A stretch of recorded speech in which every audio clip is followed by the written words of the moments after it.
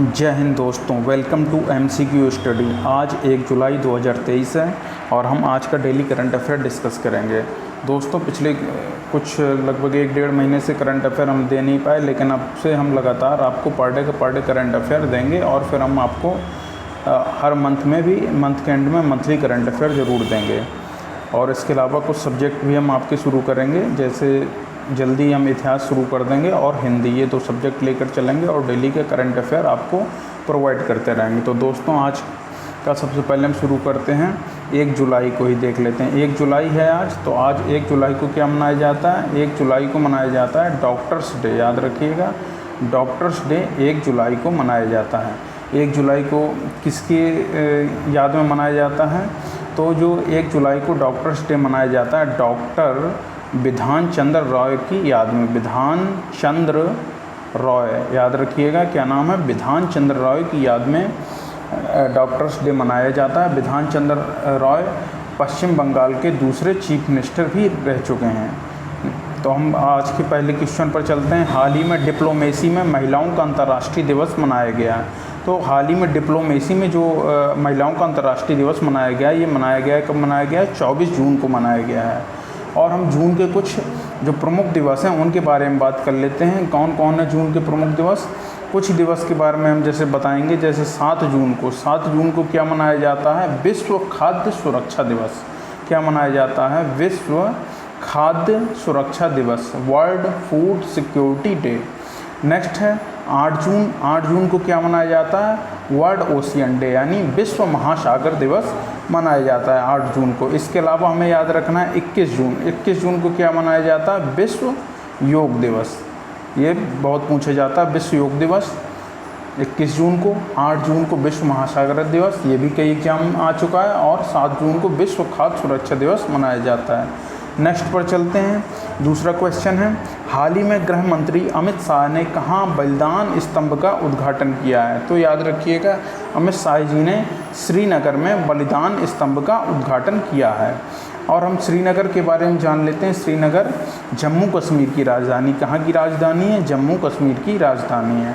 जम्मू कश्मीर पहले एक भारत का एक राज्य था, पूर्ण राज्य था। अब इसे 2 भागों में बांट दिया गया है। कब? 31 अक्टूबर 2019 को इसे 2 भागों में बांटकर कौन से लद्दाख और जम्मू कश्मीर नाम से 2 यूनियन टेरिटरीज यानी केंद्र शासित प्रदेश बना दिए गए हैं।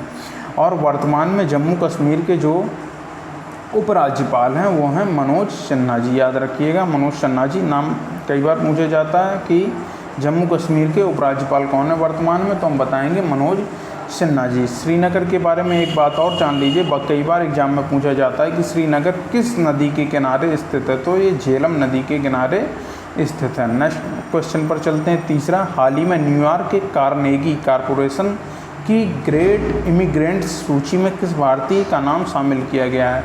तो याद रखिएगा, जो न्यूयॉर्क के कार्नेगी कॉरपोरेशन की ग्रेट इमिग्रेंट्स सूची जो है उसमें अजय बंगा जी का नाम शामिल किया गया है। अजय बंगा जी के बारे में हम जान लेते हैं। अजय बंगा जी वर्तमान में वर्ल्ड बैंक के अध्यक्ष हैं।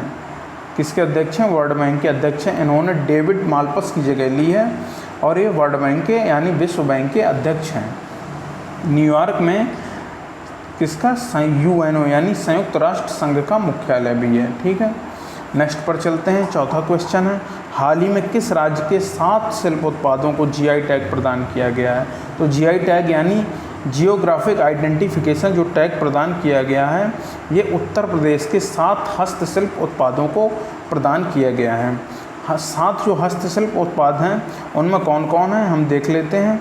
उनमें है अमरोहा की ढोलक, कालपी का जो हस्त निर्मित कागज उद्योग है उसके बारे में, बागपत की होम फर्निशिंग, बाराबंकी का हथकरघा उद्योग, महोबा का गौरा पत्थर हस्तशिल्प, मैनपुर की तरकासी और संभल का हार्न क्राफ्ट। इन 7 को हस्तशिल्प उत्पाद का GI टैग दिया गया है। तो इसका आप स्क्रीनशॉट ले सकते हैं और इसे याद रखिएगा, क्योंकि ये एग्जाम में आ सकते हैं कि जैसे आएगा कि कहाँ की ढोलक को GI टैग मिला हुआ है, तो हम बताएंगे अमरोहा की। कहाँ की गौरा पत्थर हस्तशिल्प को GI टैग मिला है, तो हम बताएंगे महोबा को। महोबा के। और हार्न क्राफ्ट कहाँ का फेमस है, तो हम बताएंगे संभल का। नेक्स्ट क्वेश्चन पर चलते हैं। 5वां क्वेश्चन, हाल ही में किस बैंक ने व्यापारियों के लिए रुपे क्रेडिट कार्ड के माध्यम से यूपीआई भुगतान की सुविधा की शुरुआत की है? तो ये केनरा बैंक ने रुपे क्रेडिट कार्ड के माध्यम से यूपीआई भुगतान की सुविधा की शुरुआत कर दी है। केनरा बैंक अपने रुपे क्रेडिट कार्ड के माध्यम से यूपीआई भुगतान करने वाला भारत का पहला सार्वजनिक क्षेत्र का बैंक बन गया। याद रखिएगा, भारत का पहला सार्वजनिक क्षेत्र का बैंक बन गया केनरा बैंक, जिसने अपने रुपे क्रेडिट कार्ड के माध्यम से यूपीआई भुगतान करना शुरू किया है। अब हम सबसे पहले ये जान लेते हैं, इसमें एनपीसीआई आया हुआ है। मतलब ये जो ऑनलाइन पेमेंट होते हैं ये कौन करता है? एनपीसीआई के माध्यम से होते हैं। एनपीसीआई मतलब नेशनल पेमेंट कॉर्पोरेशन इंस्टीट्यूट, इसके द्वारा जो है ऑनलाइन पेमेंट होते हैं। एनपीसीआई की स्थापना कब हुई थी? एनपीसीआई की स्थापना जो हुई थी, एनपीसीआई की स्थापना हुई थी 2008 में। और इसके जो एमडी और सीईओ हैं वो हैं दिलीप असबे। याद रखिएगा नाम, दिलीप असबे पूछा जा सकता है। एनपीसीआई के जो एमडी और सीईओ हैं वो हैं दिलीप असबे। अब हम जानते हैं केनरा बैंक के जो एमडी और सीईओ हैं, केनरा बैंक के एमडी और सीईओ हैं, उनका नाम है के सत्यनारायण राजू। याद रखिएगा, के सत्यनारायण राजू वर्तमान में केनरा बैंक के एमडी और सीईओ हैं। नेक्स्ट पर चलते हैं। 6वां क्वेश्चन, हाल ही में केंद्रीय जांच ब्यूरो सीबीआई में विशेष निदेशक के रूप में किसे नियुक्त किया गया है? तो सीबीआई में विशेष निदेशक के रूप में नियुक्त किया गया है अजय भटनागर जी को। सीबीआई के बारे में जान लेते हैं। 1 अप्रैल 1963 को इसकी स्थापना हुई थी। कब? 1 अप्रैल 1963 को इसकी स्थापना हुई थी। और सीबीआई का हेडक्वार्टर कहाँ पर है? नई दिल्ली में। हमारे देश भारत की राजधानी नई दिल्ली में सेंट्रल ब्यूरो ऑफ इन्वेस्टिगेशन का हेडक्वार्टर है। नेक्स्ट पर चलते हैं। हाल ही में 7वां क्वेश्चन, हाल ही में विश्व बैंक ने आर्थिक संकट से जूझ रहे श्रीलंका को कितने मिलियन अमेरिकी डॉलर की सहायता प्रदान की है? तो 700 मिलियन अमेरिकी डॉलर की सहायता प्रदान की है। इसमें से 500 जो डॉलर दिए हैं वो बजटी सहायता के लिए दिए हैं, 500 मिलियन डॉलर बजटी सहायता के लिए, और 200 मिलियन डॉलर जो उन्होंने दिए हैं वो सामाजिक सुरक्षा के लिए दिए हैं। नेक्स्ट पर चलते हैं। हाल ही में किस राज्य द्वारा वन टैप वन ट्री अभियान, याद रखिएगा पूछा जा सकता है एग्जाम में, वन टैप वन ट्री अभियान की शुरुआत की है? तो ये की है उत्तर प्रदेश ने शुरुआत की है इसकी। और यह जो अभियान है नमामि गंगे कार्यक्रम और राज्य सरकार के तहत ग्रामीण जल आपूर्ति विभाग द्वारा लॉन्च किया जाएगा। याद रखिएगा पूछा जा सकता है किस विभाग द्वारा यह अभियान, कौन सा वन टैप वन ट्री अभियान लॉन्च किया जाएगा? तो हम बताएंगे ग्रामीण जल आपूर्ति विभाग द्वारा लॉन्च किया जाएगा। इसके तहत राज्य के ग्रामीण क्षेत्रों में प्रत्येक नए नल कनेक्शन के साथ मुफ्त पौधे वितरित किए जाएंगे। इस अभियान के शुरू होने के 1 सप्ताह के भीतर 5 लाख से अधिक पौधे वितरित करने का लक्ष्य रखा गया है। इसका जो उद्देश्य है, वन टैप वन ट्री अभियान का जो उद्देश्य है उसके बारे में हम जान लेते हैं। ग्रामीण क्षेत्रों में पीने योग्य नल का पानी सुनिश्चित करते हुए हरित क्षेत्र को बढ़ाना है। मतलब पीने योग्य पानी की तो हम पहुंचाएंगे ही हर गांव में, और जो हरियाली का क्षेत्र है उसे भी बढ़ाना है। पेड़ पौधे लगाने के माध्यम से उसके हरित क्षेत्र को बढ़ाना है। नेक्स्ट पर चलते हैं। 9वां क्वेश्चन है, हाल ही में जारी फीफा रैंकिंग में भारतीय पुरुष फुटबॉल टीम कौन से स्थान पर रही? तो भारतीय पुरुष फुटबॉल टीम 100वें स्थान पर रही है। अब हम जान लेते हैं पहले स्थान पर कौन सी टीम है। पहले स्थान पर है अर्जेंटीना टीम। ठीक है। फीफा का जो हेडक्वार्टर है फीफा का हेडक्वार्टर कहाँ पर है? यह है ज्यूरिख स्विट्ज़रलैंड में। याद रखिएगा ज्यूरिख स्विट्ज़रलैंड में फीफा का हेडक्वार्टर है। जो अभी हाल ही में फीफा रैंकिंग जारी की गई है उसमें पहले नंबर पर है अर्जेंटीना, और भारत की जो इसमें रैंकिंग है वो है 100वीं।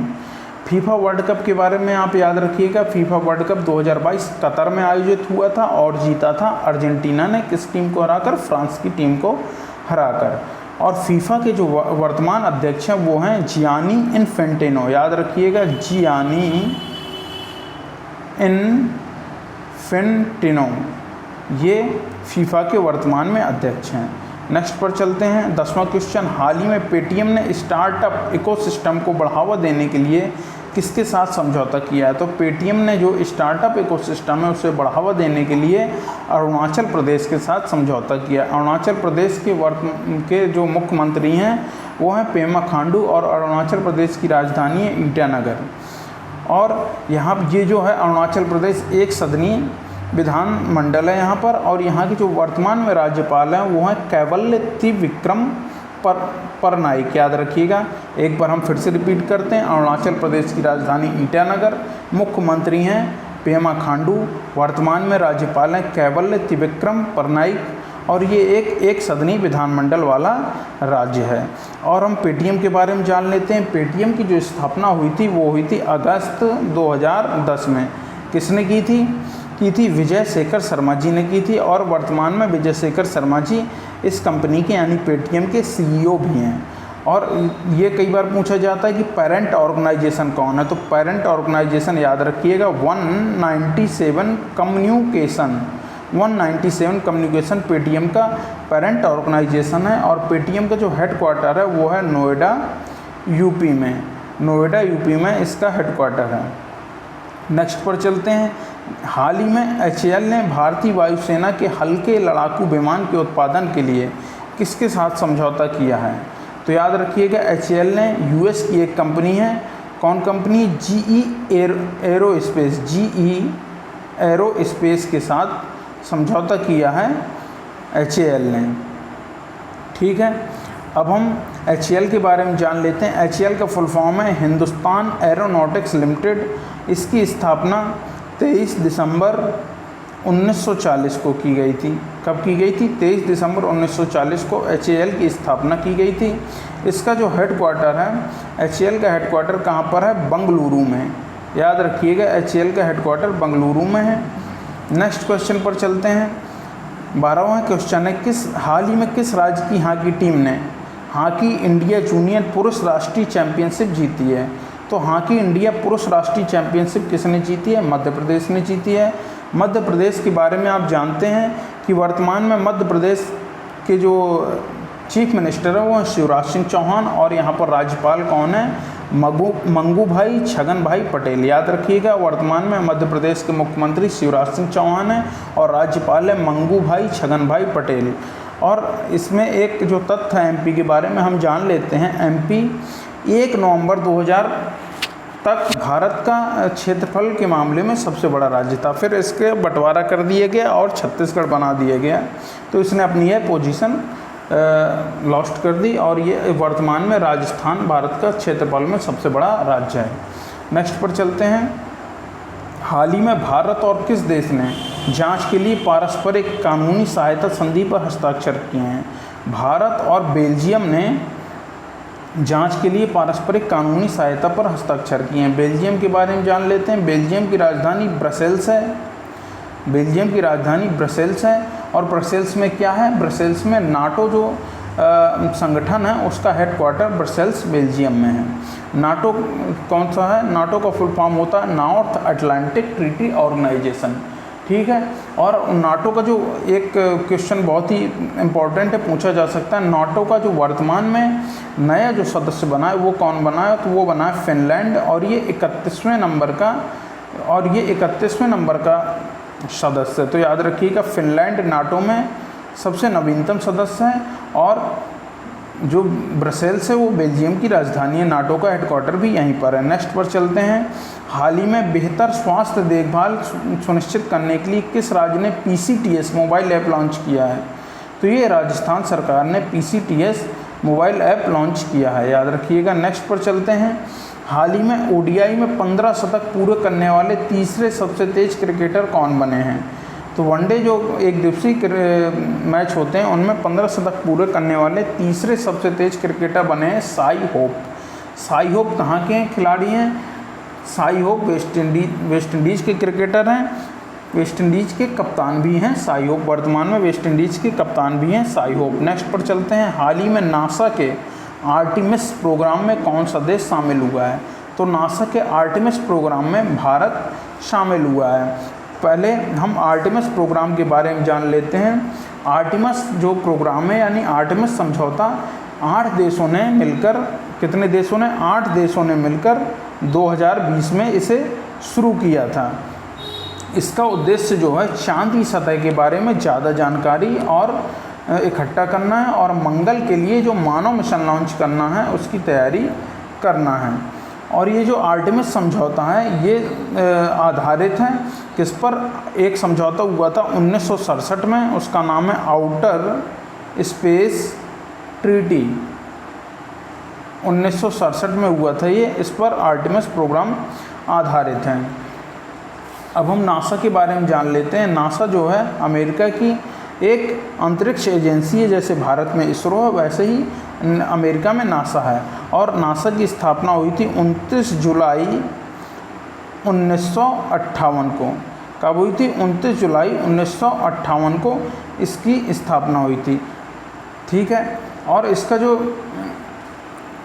ये जो है इसका फुल फॉर्म भी पूछा जाता है, तो फुल फॉर्म बताएंगे, national aeronautics and space administration. अब हम ये देखिए 29 जुलाई को याद करिए, 29 जुलाई को क्या मनाया जाता है? तो 29 जुलाई को मनाया जाता है अंतर्राष्ट्रीय बाघ दिवस, याद रखिएगा। इसी तरह 29 अगस्त को भारत में खेल दिवस मनाया जाता है, मेजर ध्यानचंद की याद में, उनके सम्मान में। नेक्स्ट पर चलते हैं। हाल ही में किसने 200 अंतर्राष्ट्रीय मैच खेलने का गिनीज वर्ल्ड रिकॉर्ड बनाया है? तो ये है क्रिस्टियानो रोनाल्डो। क्रिस्टियानो रोनाल्डो ने 200 अंतर्राष्ट्रीय मैच खेलने का गिनीज वर्ल्ड रिकॉर्ड बनाया है। क्रिस्टियानो रोनाल्डो पुर्तगाल की राष्ट्रीय टीम के लिए खेलते हैं और इन्होंने 5 बैलोन डी'आर पुरस्कार भी जीते हैं। याद रखिएगा, 5 बार बैलोन डी'आर पुरस्कार क्रिस्टियानो रोनाल्डो ने जीते हैं और ये पुर्तगाल की राष्ट्रीय टीम के लिए खेलते हैं। नेक्स्ट पर चलते हैं। हाल ही में इफ़को ने नैनो लिक्विड यूरिया के निर्यात के लिए किस देश के साथ समझौता किया है?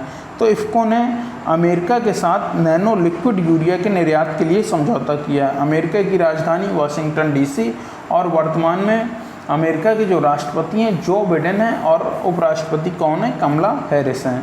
नेक्स्ट पर चलते हैं। हाल ही में किसने इंडिया फाइनेंस मिनिस्टर नामक नई पुस्तक लिखी है? तो इंडिया फाइनेंस मिनिस्टर जो इन्होंने पुस्तक लिखी है वो हैं ए.के. भट्टाचार्य। ए.के. भट्टाचार्य एक प्रसिद्ध पत्रकार हैं। नेक्स्ट पर चलते हैं। हाल ही में कहाँ वित्तस्ता महोत्सव मनाया गया? तो याद रखिएगा वित्तस्ता महोत्सव मनाया गया है कश्मीर में। वित्तस्ता झेलम का वैदिक काल में झेलम को वित्तस्ता कहते हैं और श्रीनगर जो है झेलम नदी के किनारे स्थित है, तो वहीं पर जम्मू कश्मीर में वित्तस्ता महोत्सव मनाया गया है। नेक्स्ट पर चलते हैं। 21वां क्वेश्चन और आज का लास्ट क्वेश्चन है।